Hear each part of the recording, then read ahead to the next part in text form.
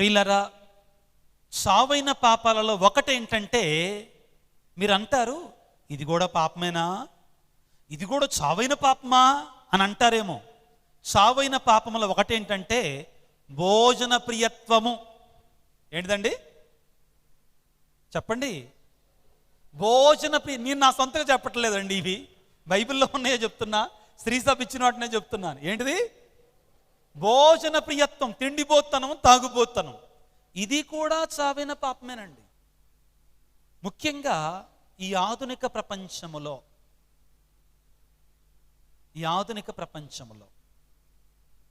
కొన్ని సత్యాలు మీకు చెప్తాను, నిజాలు. కొన్ని ప్రాంతాలలో ఇప్పటికి కూడా ఒక్క ముద్ద అన్నం దొరికితే చాలు అని 1000 కళ్ళతో ఎదురు చూసేవాళ్ళు ఉన్నారు. కొన్ని ప్రాంతాలలో ఇప్పటికి కూడా ఒక పూట అన్నం కోసం హత్య చేసేవాళ్ళు కూడా ఉన్నారండి, భోజనం కోసం తిండి దొరక్క. సొమాలియా ఇటువంటి ప్రాంతాలకు వెళ్ళండి, దారుణమైనటువంటి దుర్భరమైనటువంటి పరిస్థితులు ఎదుర్కొంటున్నటువంటి వారు ఉన్నారు.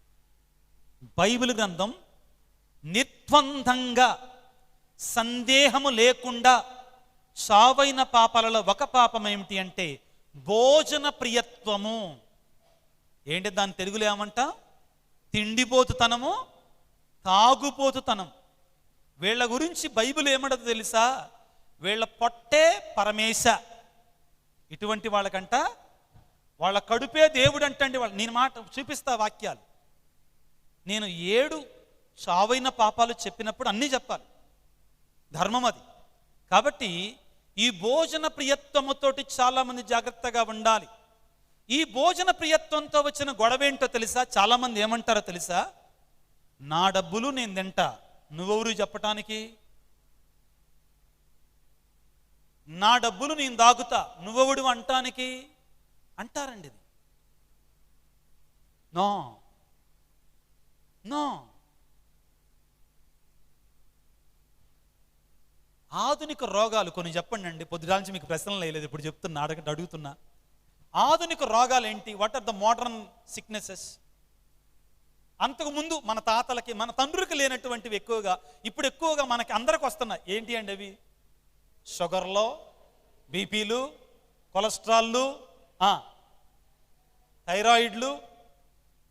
ఇవన్నీ కూడా అందరికండి, అన్ని వర్గాల వారికి వస్తున్నాయి. ఏంటంట? శారీరక శ్రమను తగ్గించామంటండి మనం ఎక్కువగా శరీరానికి తగిన దానికంటే ఎక్కువ ఇస్తున్నామంటండి. We are feeding the body more than it is needed. అర్థమైందా? ఇది సత్యం. అందుకే డాక్టర్లు ఏమంటున్నారు తెలుసా? గట్టి చెప్పండి. Okay, exercise okay. రెండోది కూడా ఏమంటున్నారు? కొత్తవి వస్తున్నాయి. ఏంటి? ఫాస్టింగ్.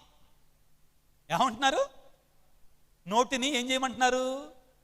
కుట్టేసుకోమంటున్నారు. కొద్దిగా కొన్నాళ్ళు అదుపులో పెట్టుకోమంటున్నారు. అదుపులో పెట్టుకోవాలన్నారు. మనకేమో మొక్క లేకపోతే ముద్ద మింగుడు పడదాయా? ఏంటి? మొక్క లేకపోతే మొన్న ఈ మధ్యలోనండి ఈ ఒక బిల్డర్ నా దగ్గరికి వచ్చాడు, ఏదో కన్స్ట్రక్షన్ విషయంలో. మన క్రైస్తవుడు కాదు, తపస్కాలంలోనే మా బిల్డర్ క్రైస్తవుడు కాదు, బయట ఆయనతోటి మాట్లాడుతుంటే ఈ మాటల సందర్భంగా నేను అన్నాను, శ్రమల కాలం కదా, తపస్కాలం కదా, మేము సహజంగా క్రైస్తవులను ఎక్కువగా మాంసం జోలికి వెళ్ళడం, అసలు అదేవిధంగా ఉపవాసాలు ఉంటామంటే అతను ఎమ్మటి అన్నాడు, అబ్బో మనల్లా కాదు ఫాదర్ గారండి, మొక్క లేకపోతే ముద్ద మింగుడు పడదండి అని చెప్పేశాడు. పాపం క్రైస్తవుడు కాదు. ప్రియులారా, చాలామంది డాక్టర్లు ఎన్ని వార్నింగ్లు ఇచ్చినా కానీ, ఒరే బాబు ఈ ఫారం కోడి మంచిది కాదురా బాబు, అది 8 ఇంజక్షన్లు చేస్తారంటే 45 రోజుల్లో. ఎన్ని ఇంజక్షన్లు? 8 ఇంజక్షన్లు చేస్తారంటండి. ఎంత చెప్పినా కానీ లొట్టలేసుకొని పీక్కు తింటామే మనం, ఆగం, కడుపును కంట్రోల్ చేసుకోలేం. ప్రియులారా, ఇది ఒక పాపం. ఆధునిక మానవుడు ఎక్కువగా ప్రియులారా ఈ కొద్దిగా సంపదలు చేకూరిన తర్వాత, దేవుణ్ణి మరిచిపోయిన తర్వాత దీనికి బాగా అలవాటైపోతున్నాడు. ఈ ప్రపంచంలో ముఖ్యంగా ధనిక వర్గాలలో కొన్నిసార్లు ఏం చేస్తారో తెలుసా? గోధుమలను ఏం చేస్తున్నారో తెలుసా? రేటు తగ్గుద్దని కొన్ని వందల వేల లక్షల టన్నుల యొక్క గోధుమలు తీసుకొచ్చి సముద్రంలో పడవేసి ముంచుతారండి. తినండి దీన్ని. బాగా పంటలు పండిన తర్వాత రేట్లు తగ్గిపోతాయని మార్కెట్ విలువని అలాగానే ఉంచడం కోసం కొన్ని వందల వేల టన్నుల్ని తీసుకుని వెళ్ళి ఎందులో ముంచుతారు? సముద్రంలో ముంచుతారండి కొన్ని చోట్ల. బాధాకరమైన విషయం. పేద దేశాలకు పంపించడం వల్ల. ప్రియులారా, అన్ని దానాల కంటే అన్నదానం చాలా గొప్పది. ఏమిటి ఈ యొక్క భోజన ప్రియత్వము, తినుట తాగుట అనేటువంటి ఈ పాపాన్ని గురించి దేవుడు చెప్పేది ఏమిటి? ప్రియులారా, బైబిల్ గ్రంథములో ఇశ్రాయేలు ప్రజలు ఒక్క పూట భోజనము కొరకై దేవుని తిరస్కరించారు. ఇశ్రాయేలు ప్రజలు ఐగుప్తు నుంచి వస్తూ ఉండగా వారి కొన్నాళ్ల పాటు భోజనం సరిగా దొరకకపోతే వాళ్ళు దేవుని నిందించారు, శాపము పాలయ్యారు. వీళ్ళకు దేవుని బిడ్డలారా, అబ్రహాముకి ఒక కొడుకు ఇస్సాకు. ఇస్సాకు ఎంతమంది కొడుకులు? ఇస్సాకు ఎంతమంది కొడుకులండి? ఇద్దరు. ఎవరు వాళ్ళు? యాకోబు, ఏసావు. పెద్దవాడెవరు? ఏసావు. జ్యేష్ఠాధికారం ఎవరికి రావాలి? ఏసావుకు రావాలి. యూదుల ధర్మశాస్త్రం ప్రకారం, దేవుడిచ్చిన ఆజ్ఞ ప్రకారం, ధర్మశాస్త్రం ప్రకారం పెద్దవాడికి ఏమి రావాలి? జ్యేష్ఠాధికారం రావాలి. దేవునికి ప్రత్యేకమైన దీవెనలు రావాలి. కానీ ఏం చేస్తాడు? ఒక రోజున వేటకు వెళ్ళాడు. వేట మొత్తం తిరిగి వచ్చాడు. వేట మొత్తం తిరిగి వచ్చినా కానీ ఏం దొరకలా. ఏదో పాట మీద సోగ్గాడే చిన్ననాయుడు ఒక పెట్టనైనా కొట్టలేని సోగ్గాడు అన్నట్టుగా. సోగ్గాడే చిన్ననాయుడు ఒక పెట్టనైనా కొట్టలేని సోగ్గాడు అన్నట్టుగా రోజంతా వేటాడాడు. కానీ ఏం దొరకలా. బాగా ఆకలితో ఉన్నాడు. ఇంటికి వచ్చాడు. తమ్ముడు ఏం చేస్తున్నాడు? రేగ్గాలతోటి రాగిల దప్పడంగా అత్తన్నాడు. రాగి సూపుగా అత్తన్నాడు. అరే తమ్ముడు, నాకు సూపు ఇవ్వరా అన్నాడు. వాడు మాయలోడు అసలే. యాకోబు. యాకోబు అంటే అర్థం ఏంటి? మాయగాడు. యాకోబు అంటే అర్థం ఏంటి? మాయగాడు, మోసగాడు.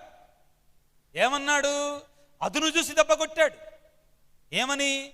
అరే నా కొంచెం ఆ సూపును నాకు ఇవ్వరా, కడుపు నింపుకుంటా అంటే, ఆహా అట్టగాదు, నీకు సూపు కావాలంటే నీ జ్యేష్ఠాధికారాన్ని నా దగ్గర తాకట్టు పెట్టమన్నాడు. ఆకలి ఎంత ప్రమాదకరమైందో చూడండి. కానీ ఆ ఆకలిని నిగ్రహించుకోలేకపోతే, ఆ నోటి తీపిని నిగ్రహించుకోకపోతే, కడుపు తీపిని నిగ్రహించుకోకపోతే ఎంత ప్రమాదంలో పడతామో చూడండి మనం. ఒక్క పూట వాడు ఓర్చుకున్నట్లయితే ఆకటి బాధ వాడేం చచ్చిపోడు కదా. చచ్చిపోతాడా? చచ్చిపోయేవాడు కాదు. ఆ సమయంలో, ఆ క్షణంలో వాడు నిగ్రహించుకున్నట్లయితే దేవుని యొక్క ఆ జ్యేష్ఠాధికారం అతనికి వచ్చేది కదా, అతని దగ్గరే ఉండేది కదా. అతను అన్నాడు, ఏమన్నాడు తెలుసా? నేను ఆకలి బాధతో చచ్చిపోయేటట్టున్నా, ఇక జ్యేష్ఠాధికారం ఎవరికి కావాలి? బైబిల్లో ఉంది, సమయం లేదు కదా అన్ని చదివించట్లా. ప్రియులారా, శ్రమల కాలంలో ఉన్నాం. ఏంటి? ప్రార్థన, ఉపవాసము, దాన ధర్మాలు. అమ్మో ఉపవాసం నా వల్ల కాదమ్మా, మీరు చేసుకోండి. అయ్యో ఉపవాసం నా వల్ల కాదు, మీరు చేసుకోండి. ఒక శుక్రవారం అన్నా కానీ. ఎవరన్నా షుగర్ పేషెంట్స్ ఉంటే నా మీద కోపడమాకండి, మీ గురించి మాట్లాడుతున్నా నేను. మీకు ఆల్రెడీ శ్రీసభ పర్మిషన్ ఇచ్చేసింది. You are exempted from fasting. అనారోగ్యంతో ఉన్నటువంటి వాళ్ళు ఫాస్టింగ్ చేయాల్సిన అవసరం లేదు. నేను మాట్లాడేది, దేవుడు నాకు ఆరోగ్యాన్ని ఇచ్చాడు కాస్తో కూస్తో, కొన్నిటినైనా త్యాగం చేసుకుంటున్నాను ఈ శ్రమల కాలంలో, ఈ పాస్కాయుక్త కాలంలో. నోటిని అదుపులో పెట్టుకోగలుగుతున్నానా ఈ శ్రమల కాలంలో, ఈ పాస్కాయుక్త కాలంలో? ఏంటి దీని ద్వారా మనం చెప్పేది? ప్రియులారా, నీ కడుపు కాలినప్పుడు నీ హృదయం వెలగాలి. దేవుని కోసం నీ కడుపు కాలినప్పుడు నీ హృదయం వెలుగుతుంది. పవిత్రమైన మనసుతో, పరిశుద్ధమైన హృదయంతో నీ హృదయాన్ని, నీ కడుపును కాల్చుకోగలిగితే దేవుని కొరకై ఏదో ఒక్కరోజున్న వారములో, శుక్రవారం కానీ, బుధవారం కానీ, లేకపోతే తపస్కాలను కొన్ని దినాలైనా కానీ ఆ నోటిని అదుపులో పెట్టుకోగలిగితే, సాతానుడు యేసు ప్రభువుకు చేసినట్టు మొట్టమొదటి శోధన ఇదిగో దీని గురించా. నీవు దేవుని కుమారుడవైతే. ఆ సాతానుడు చూడండి సవాలు చేయటం ఎట్టుంటుందో, మనల్ని కూడా సవాలు చేస్తాడు కొన్నిసార్లు.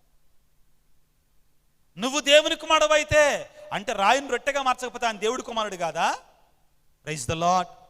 Praise the lord. Praise the lord. పరిశుద్ధ పరమదివ్య సప్రసాదమునకు సదాకాలము ఆరాధన స్తుతిను స్తోత్రం నమస్కారం కలుగును గాక. పిత పుత్ర పవిత్రాత్మకు మహిమ కలుగును గాక. ఆదిలో కలిగినట్లు ఇప్పుడును ఎల్లప్పుడును సదాకాలం మీకే స్తోత్రం కలుగును గాక. ప్రియులారా, ఇదిగో 5,000 మందికి 5 రొట్టెలు 2 చేపలతో ఆహారాన్ని పంచినట్టు దేవుడు రాయిని రొట్టెగా మార్చలేడా? శక్తి ఉంది. కానీ ఏమి నిరూపించాలనుకున్నాడు అక్కడ? నా పొట్ట కాదు ముఖ్యము, దేవుని యొక్క శక్తి నాకు ముఖ్యమో, దేవుడు నాకు ముఖ్యమో నిరూపించాలనుకున్నాడు. ప్రియులారా, ఈ ఆధునిక ప్రపంచంలో నేను చెప్పాను కదా ఇందాక, నా డబ్బులు నేను దాగుతున్నా, నా డబ్బులు నేను తింటున్నా, నీ డబ్బులు కాదవి. విపరీతమైన ధోరణికి వెళ్ళమాకో.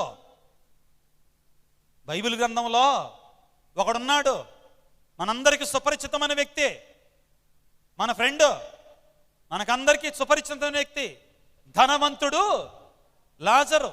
ధనవంతుడు చేసిన పాపం ఏంటో చెప్పండి అండి. ఏం పాపం చేశాడు ధనవంతుడు? చెప్పండి. అక్కడ ఏం చేశాడు? లాజరుకి అన్నం పెట్టలేదు, అదేనా? లాజరుకి అన్నం పెట్టలేదు కాబట్టి నేను శిక్ష విధిస్తున్నాను చెప్పలేదు కదా అబ్రహాము. బైబిల్లో చెప్పడగా మాట. లాజరుకు నువ్వు అన్నం పెట్టలేదు కాబట్టి నీకు నరక శిక్ష అని చెప్పలేదు, బైబిల్లో చెప్పడు. నాకు చూపించండి. పర్లేదు చెప్పమ్మా, తప్పైనా పర్లేదమ్మా చెప్పండి. గొప్పలు చెప్పుకున్నాడు. గొప్పలు అక్కడే కాదు, అది ఇంకరీ పరిసయుడు, అది వేరు, కొంచెం తేడాగా. ఏంటి అని చేసింది? మనకేమని కనపడుతుంటే ఒక్క మాట చదివిస్తాను వినండి. 16వ అధ్యాయం లూకా సువార్త 16వ అధ్యాయం 19వ వచనం చదవండి. ఒక్క మాట చదవండి అండి చాలు, అందులోనే ఉందండి అంతా కూడా.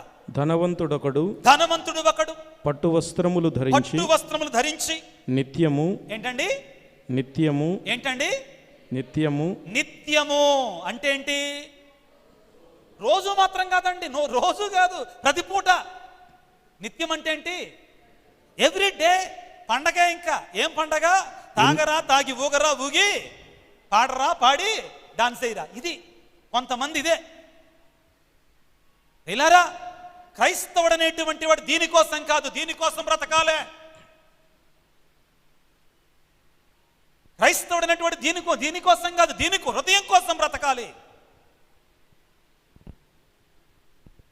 ధనవంతుడు చేసిన తప్పేంటంటే నిత్యము విందులు వినోదాలతో. దాన్ని మనం నొక్కి వక్కాణించాలి. క్రిస్మస్ పండగ రోజో, ఈస్టర్ పండగ రోజో, పిల్లలు అమెరికా నుంచి వచ్చారనో, పిల్లలు హైదరాబాద్ నుంచి వచ్చారనో, ఆ రోజు సంతోషంగా తినొద్దంటల్లా దేవుడు. యేసుప్రభువే స్వయంగా యేసుప్రభు మీద వేసిన నిందేదో తెలుసా? యేసుప్రభు మీద వేసిన నిందేంటి? ఈయన తిండిపోతూ ఆగుపోతూ ఆయనే ఇచ్చాడు. మీరందరూ మళ్ళీ దీన్ని తప్పుగా కోట్ చేయమాకండి. శ్రేష్టమైన ద్రాక్షారసాన్ని ఇచ్చాడు. ఎక్కడా తప్పు నేను అనేది? ఇక్కడ తిండిపోతుతనము, తాగుపోతుతనం అంటే దానికి బానిస కావడము. అర్థమవుతుందా? ఇక నాకు రోజు కూడా నాకు ఇష్టమైనటువంటి వాటిని తినాల్సిందే. అదుపు కలిగి ఉండాలి. బైబిల్ గ్రంథములో పిల్లరా చాలా మంది ఈ తిండిపోటుతనానికి బానిసలైపోయినటువంటి వారు ఉన్నారు.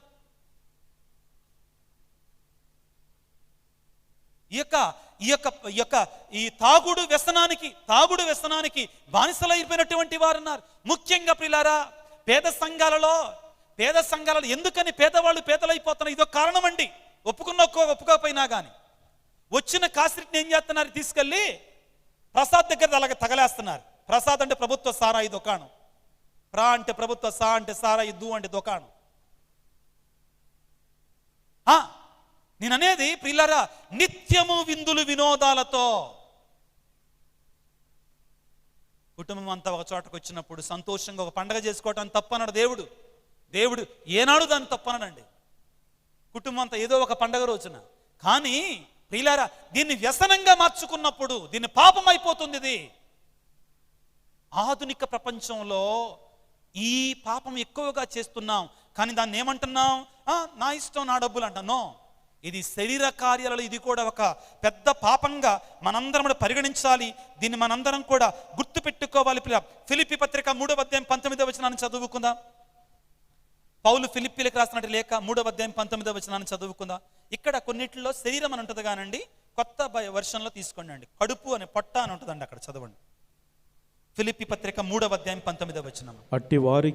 అట్టి వారికి తుదకు మిగులునది వినాశనమే. వారికి దేహ వాంఛలే, యాక్చువల్గా వారి యొక్క కడుపు వాంఛలే అని ఉంటుందండి. యాక్చువల్ ట్రాన్స్లేషన్ వారి యొక్క పొట్టే అని ఉంటుందండి. దైవము వారి పొట్టే వారి దైవంగా ఉంటుందంటండి. యాక్చువల్గా ఇంగ్లీష్ ట్రాన్స్లేషన్లోని their belly is their god అని ఉంటుందండి. వారి యొక్క పొట్టే వారికి దేవుడిగా మారిపోతాడు. ఇక్కడ 2 రకాలు ఉన్నాయండి, చూడండి జాగ్రత్తగా వినండి. We eat to live. ఏం చేస్తాం? We eat so that we live. కొంతమంది అలా కాదు, దే లివ్ టు ఈట్. అర్థమైందా? ఏంటంటే మనం బ్రతకాలి కాబట్టి తింటామండి, అవునా కదా? మనం బ్రతకాలి కాబట్టి తినాలి. తినకపోతే ఏంటి? అసలు 100 రోజులు తినలేదానికి ఏమైపోతాం? పొట్టి శ్రీరాములు లాగా మన రాష్ట్రం కోసం చచ్చిపోయినట్టు చనిపోతాం. అప్పుడు మొదట్లో అంటే కలిసి ఉన్నప్పుడు చనిపోతారు. అర్థమైందా? కానీ కొంతమంది సహజంగా మానవుడు అనేట్టు బతకాలి కాబట్టి తింటాడు. కొంతమంది బ్రతికేదే అట్టుంటే కష్టం కదా. ఇది పాపం అంటున్నారు దీన్ని. చక్కటి ఉదాహరణ ప్రియులారా, ఇదిగో ధనవంతుడు లాజరు. మరొకడున్నాడు బైబిల్లో, బాగా పంటలు పండాయి, గిడ్డంగుల్లో ధనం దాచిపెట్టాడు. సాయంత్రం అయింది, హాయిగా ఆరు బయట మంచం వేసుకున్నాడు. ఏమన్నాడు? నా ప్రాణమా తినుము, తాగుము, సుఖించుము. ఇది తప్పు అంటున్నాడు దేవుడు. దీని గురించి జాగ్రత్త వహించాలి. నా ప్రాణమా తినుము, తాగుము, సుఖించుము. దేవుడు ఏమన్నాడు? ఓ అబ్బాయి, ఈ రాత్రికే నీకు టికెట్ కొట్టేశారా బాబు? ఈ రాత్రికే నీకు టికెట్ చించేశాను రా బాబు. ఎలా ఉన్నాం మనం? ఆత్మ పరిశీలన చేసుకుందాం ప్రియులారా. ఆధ్యాత్మికంగా పరిశీలించుకోవడానికి ప్రయత్నం చేద్దాం. ఇంకా కొన్ని ఉన్నాయి, వాటిని బట్టి కామము. ఏంటిదండి?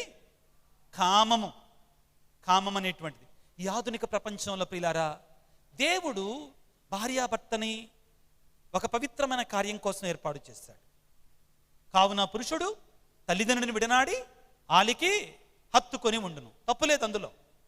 భార్యాభర్తలు ఒక వైవాహిక జీవితంలో జరిగేటువంటి ఆ పవిత్రమైన కార్యములు తప్పదు. కానీ ఈ యొక్క పవిత్రమైనటువంటి కుటుంబ జీవితానికి, ఆ యొక్క వివాహ ధర్మాన్ని మీరు ఏ పాపము చేసినా కానీ పాపమే. అది కామ సంభాషణలు, కామపు మాటలు, కామపు చూపులు.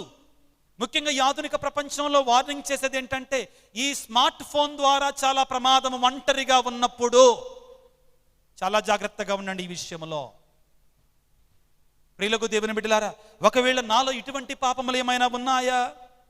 ఇంకొకటి ఉందండి, భయంకరమైన పాపం, సోమరితనము. చావైన పాపాలలో ఒకటి ఏమిటండి? సోమరితనము. నాకు అన్నీ ఉన్నాయి, నేను కష్టపడాల్సిన పని లేదు, నేను హ్యాపీగా ఉంటా. No, you have to work hard. పౌలు గారు అంటారు కొలస్సీ పత్రికలో, పని చేయనివాడు తిండికి యోగ్యుడు కాడు. ఏదో ఒక పనిని. నేను జర్మనీలో ఉన్నానండి, చెప్పాను కదా, వాళ్ళు అసలు బెస్ట్ కార్స్ ఉంటాయి వాళ్ళకి, బెస్ట్ ఎవ్రీథింగ్ బెస్ట్.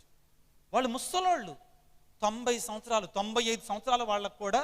నేను అక్కడ ఫాదర్ని కాబట్టి నేను అన్నాను అనుకో, come on I like to help you, మ్యూసెస్ టు దస్ డియర్ హెల్ఫెన్. జర్మన్లో మాట్లాడుతాను ఇప్పుడు. ఓకే, జోలిహ్ డియర్ హెల్ఫెన్. నేను సహాయం నో, నేనే సహాయం చేసుకుంటా, నాకు నేను కష్టపడగలను. 95 సంవత్సరాల్లో ఉన్నవాడు కూడా ఒప్పుకోడు, కష్టపడతాడు. ఏదో ఒకటి సంథింగ్, ఒక మొక్కలు నాటు, ఏదో ఒకటి చేయడానికి ప్రయత్నం చేయి. దానివల్ల మనకి ఆత్మీయ ఆరోగ్యము, రెండవది కష్టపడ్డప్పుడు ఏమొస్తుంది? శారీరక శ్రమ ఉండాలి. మనకి శారీరక శ్రమ ఉండాలి. ఏదో ఒకటి చేయండి మీరు. విక్టర్ ఫ్రాంకల్ అనేటువంటి ఆయన ఒక చిన్న పుస్తకం రాశాడు, చాలా ముఖ్యమైనటువంటి పుస్తకం, సైకాలజీ గురించి. ఈ జర్మన్ నాజీ కాన్సన్ట్రేషన్ క్యాంప్స్లో ఉన్నటువంటి అతను అన్నమాట. అతను ఒక చిన్న పుస్తకాన్ని రాశాడు దీని గురించే. నీ జీవితంలో ఒక ఉద్దేశం ఉంటే ఎందుకు నువ్వు జీవిస్తున్నావు అనే ఉద్దేశం ఉంటే దానికి డోకా ఉంటుంది, ఖచ్చితంగా నువ్వు ముందుకెళ్తావు అంటాడు జీవితంలో. ఏదో ఒకటి చేస్తూనే ఉండాలంటాడు జీవితంలో. ఒక ఎయిమ్ ఉండాలి, ఒక గోల్ ఉండాలి. కాబట్టి మన జీవితం కూడా ఏదో ఒకటి చేస్తూ ఉండటానికి ప్రయత్నం చేద్దాం. ప్రియులకు దేవుని బిడ్డలారా, చివరిది యాక్చువల్గా ఇది మొదట్లోనే రావాలి, ధనాశ. ఏంటిదంటండి? దీన్ని ఏమంటానంటే దురాశ అంటాం. ఏమంటాం? దురాశ దుఃఖానికి చేటు. సంపదలు చెడ్డవి కాదండి, ఎక్కడా చెప్పలా బైబిల్లో. సంపదలు వాటంతట అవి చెడ్డవి కావు. కానీ మనం వాటి మీద దురాశతోటి ఏ అక్రమమైనా, ఏ అన్యాయమైనా, ఏ చెడు పైనైనా, ఏ పాడు పనైనా, ఏ దుర్మార్గ పనైనా చేసి, ఏ మోసమైనా చేసి సంపాదిద్దాం, అది పాపం కిందకు వస్తాయి. సంపదలు కలిగి ఉండటం తప్పు కాదు, దేవుడే సృష్టించాడు సంపదలో. యాక్చువల్గా బైబిల్ కొన్ని సందర్భాలలో దేవుని యొక్క దీవెనలు మనకు సంపదలు ఇస్తాడు. దేవుని యొక్క దీవెనలో 91వ కీర్తన చదువుకుంటే, మనం కీర్తనలు కొన్ని చదువుకుంటే, దేవుని భయభక్తులు కలిగేటువంటి వారికి అంటండి దేవుడు సంపదలు సమృద్ధిగా ఇస్తాడని చెప్తాడు. కానీ దేవుడు ఇక్కడ దురాశ ధనాశను చావైన పాపంగా ఎందుకు చెప్తున్నాడంటే, ప్రియారా, మనలో ఎవరైనా కానీ ఒకవేళ, ప్రియారా గుర్తుపెట్టుకోండి, అన్యాయంగా అక్రమముగా దురాశతో ఇక మన ధనమే దేవుడైపోయాడు అనుకోండి, అది పాపం కిందకు వస్తుంది. ఆదివారం గుడికి రావటం కంటే మనం వ్యాపారమే ముఖ్యమైపోయింది అనుకోండి, అర్థమవుతుందా? ఆదివారం గుడికి రావటం కంటే మన ప్రయాణమే ముఖ్యమైపోయింది అనుకోండి, ఆదివారం దేవుని సన్నిధికి రావటం కంటే, దేవునికి ప్రాధాన్యత ఇవ్వటం కంటే మన స్వార్థం, మన వ్యాపారం, మన డబ్బులే ముఖ్యమైపోయాను అనుకోండి, అది మనల్ని పాపములను నడిపిస్తుంది. ప్రియులారా, ఒక్క నిమిషం పాటు ఆత్మ పరిశీలన చేసుకుందాం. అందరూ వీలుంటే మోకరించండి, వీలైనటువంటి వాళ్ళందరూ కూడా. 7 చావైన పాపాలు. ఈరోజు మనం వీటిని ధ్యానించుకున్నటువంటి ముఖ్యమైనటువంటి విషయం ఏంటంటే, సందర్భం ఏంటంటే, ఈ శ్రమల కాలములో, ఈ పాస్కాయుత కాలములో మన ఆత్మ పరిశీలన చేసుకొని, ఈ చావైన పాపాలలో ఒకవేళ పొరపాటున మనలో ఇదిగో ఈ తప్పులు ఉన్నట్లయితే, ఈ పాపాలు ఉన్నట్లయితే, దేవా నన్ను క్షమించయ్యా, నన్ను మన్నించయ్యా అని వేడుకుందాం. పిల్లరా, దావీదు కుమార యేసయ్య నన్ను కరుణించయ్యా. ప్రియులకు దేవుని బిడ్డలారా, దేవా నన్ను క్షమించు, నన్ను మన్నించు. ఒకసారి ఆత్మ పరిశీలన చేసుకుందాం. పిల్లరా, మనలో ఒకవేళ ఈ చావైన పాపాలలో ఏదైనా పాపం మనలో ఉందా? మనం కోపంతో జీవిస్తున్నామా? క్రోధంతో బ్రతుకుతున్నామా? ఎవరి మీదైనా ఇంకా కోపంతో ఉన్నామా? మన ఇంట్లో వాళ్ళ మీద ఒకవేళ ఎవరి మీదైనా కానీ, దేవా నేను పాపినయ్యా, నన్ను క్షమించయ్యా. మనలో ఒక అసూయ ఉందా? ఎవరి మీదైనా కానీ అసూయతో మనం బ్రతుకుతున్నామా? దేవా నన్ను క్షమించు తండ్రి, నా పాపాన్ని మన్నించయ్యా, నా యొక్క తప్పును మన్నించు తండ్రి, నన్ను క్షమించు నాయన. ఒకవేళ వ్యభిచారం, కామం అనే పాపం మనలో ఎవరితోనైనా ఉందా? దేవా నన్ను క్షమించు నాయన. శరీరానికి లోబడకుండా ప్రభువా, శరీరాన్ని చెడు చేయకుండా నన్ను కాపాడు నాయన. మనలో ఎవరికైనా తాగుబోతుతనము, తిండిపోతుతనానికి బానిసలుగా ఉన్నామా? దేవా నన్ను మన్నించయ్యా, నన్ను క్షమించు తండ్రి అని వేడుకున్నాం. పిల్లరా, మనలో ఒకవేళ ధనాశ ఉందా? దేవుడి కంటే ధనానికి ఎక్కువ ప్రాధాన్యతనిస్తున్నామా? సోమరిపోతుతనం ఉందా? దేవా నన్ను మన్నించు తండ్రి, నన్ను క్షమించు నాయన. మనలో గర్వం ఉందా? ఒకవేళ గర్వాత్ములుగా మనం బ్రతుకుతున్నామా? దేవా నన్ను క్షమించు తండ్రి, నా పాపాలు మన్నించు నాయన. ప్రియులారా, అందరి చేతులు జోడించుదాం. ఒక్కసారి అందరి చేతులు జోడించి మనలో ఉన్న పాపాలను జ్ఞాపకం చేసుకుందాం. దేవుడు గొప్ప అవకాశాన్ని ఇస్తున్నాడు. బిడ్డలారా, దేవుని సన్నిధిలో ఉన్నావు నీవు. ఏ పాపమైనా కావచ్చు గాక. మనలో గర్వం అనే పాపం ఉందా? ఈర్ష్య, ద్వేషం అనే పాపం ఉందా? మనలో కోపం అనే పాపం ఉందా? మనలో తెలియకుండా తాగుడికి, వ్యసనాలకి, తిండిపోతుతనానికి బానిసలం అయిపోయామా? దేవా నేను పాపినయ్యా, నన్ను క్షమించు తండ్రి. మనలో దురాశ, ధనాశ ఉందా? దేవా నన్ను క్షమించయ్యా. దేవుని కంటే ఎక్కువగా ధనానికి ఎక్కువ ప్రాధాన్యత ఇస్తున్నామా? దేవా నన్ను క్షమించు తండ్రి, నా పాపాలు మన్నించు నాయన. అదేవిధంగా మనలో ఇంకా ఇతరత్ర పాపాలు ఏమైనా ఉన్నాయా? దేవా యేసయ్య నన్ను కనికరించు తండ్రి, నన్ను క్షమించు నాయన. ఇల్లరా, ప్రతి ఒక్కరం కూడా దేవుని సన్నిధిలో ఉన్నామని గుర్తుంచుకుందాం. మన పాపాలు దేవుని సన్నిధిలో ఒప్పుకుందాం. పిల్లరా, అంగీకరించుదాం. ఇలారా, సామెతల గ్రంథకర్త పలుకుతున్నాడు, పాపమును దాచిపెట్టుకునేవాడు బాగుపడడు, కానీ నా సన్నిధికి వచ్చి పాపమును అంగీకరించుకునేవాడు దీవించబడతాడు, జీవిస్తాడని పలుకుతున్నాడు. పాపమును దాచిపెట్టుకునేవాడు బాగుపడడు, నాశనమగును, కానీ ఆ పాపాన్ని అంగీకరించువాడు, ఆ పాపాన్ని ఒప్పుకునేవాడు జీవిస్తాడు, నా దీవెన పొందుకుంటాడు అని పలుకుతున్నాడు. పాపము క్యాన్సర్ పుండు లాంటిది. ఆ పాపాన్ని దాచిపెట్టుకుంటే ఆ పాపం కారణంగా నాశనం అయ్యేది నేనే. యేసయ్యా, యేసు రాజా, దావీదు కుమారా, నన్ను కనికరించయ్యా, నా పాపాన్ని కడిగివేయి తండ్రి, నీ సిలువ రక్తముతో కడిగివేయి తండ్రి, నన్ను శుద్ధి చెయ్యి ప్రభువా, నా పాపాలను శుద్ధి చేయండి తండ్రి. మనలో ఉన్న పాపాలన్నిటిని జ్ఞాపకం చేసుకున్నాం పిల్లరా, మనలో ఉన్న చెడుని జ్ఞాపకం చేసుకుందాం, కడిగి వేయమని శుద్ధి చేయమని ప్రార్థన చేసుకుందాం.